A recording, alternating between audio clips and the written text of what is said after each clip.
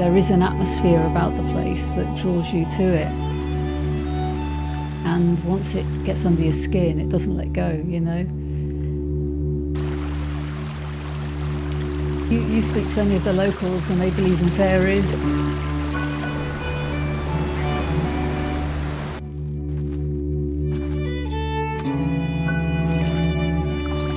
Well, I have dived in the tropics. I prefer what I find in these waters. These creatures are just on our doorstep, within easy reach of the shoreline, in 2 or 3 foot of water. And for me, it's just raising awareness to get protection.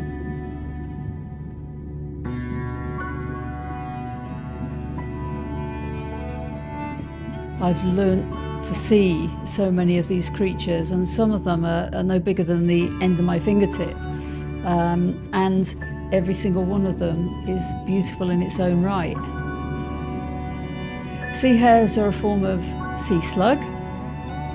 They're really charismatic, very, very funny creatures, and despite being a slug, they've got eyes so they can see you.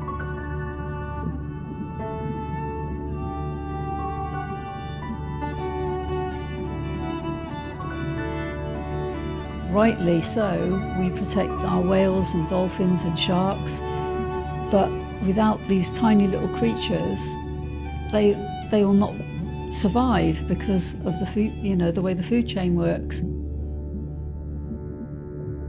And often this is an area that's forgotten about, and it's where all of the debris and plastics wash up on, and people are walking along there, they're walking through the water, you know, paddling and what have you, and there's a multitude of creatures that are just living on the seabed in maybe 1 or 2 foot of water. The exhibition is definitely to try and raise awareness. Obviously, it's to showcase the photography as part of it. At least you can only do what you can do, and we're doing it on a small scale. And you know, if there were more projects like ours around the country, around the world, then it would all add up to helping to sort of, you know, raise awareness of what we are doing to the oceans.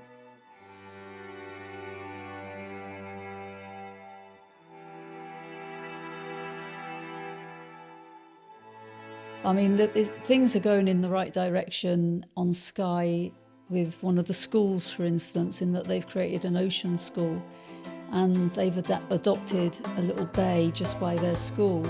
They've bought the kids wetsuits. So if we can start educating the young kids of today, then, you know, they're the people that are going to be taking it forward tomorrow, aren't they?